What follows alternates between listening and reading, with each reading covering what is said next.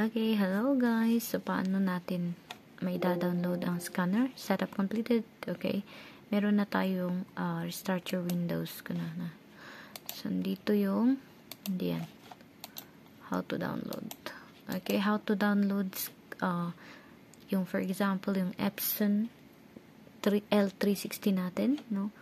Paano natin i-download yan? I-search nyo lang po yung epson.com.ph and then makikita nyo po yung drivers and downloads, sabi niya doon. For example, ano yan? Okay, try natin. For example, ito, no? I-download, isa-search lang natin yung Epson L360 driver and download. Click nyo lang yan. Ayan, so makikita natin dito ang dami, no? Ink, ganyan. So, ang i-download natin dito is ito. SPT Epson L360 series. Okay. Kapag nakita nyo na, yan, lalabas na yan. So, ano ba yung operating system natin? Ito, no? Windows 10 64-bit. Ito yung na-detect niya. So, automatic na yan. Click natin yung drivers. Ayan. Magpapakita ito.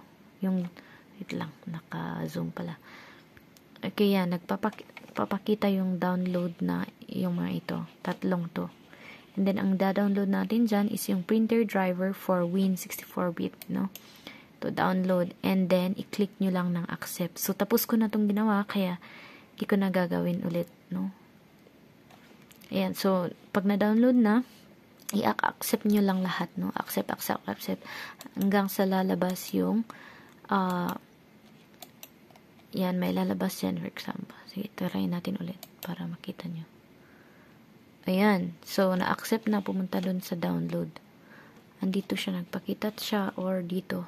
Punta kayo ng downloads. Ano yung downloads dito? Ito. Downloads.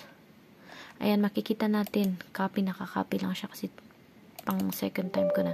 Ayan. So, i-yes lang natin siya, no? I-yes nyo and then i-restart nyo daw yung PC. So, ako, tingnan ko kung meron na. Sorry. Sana yun? Wala pa, no?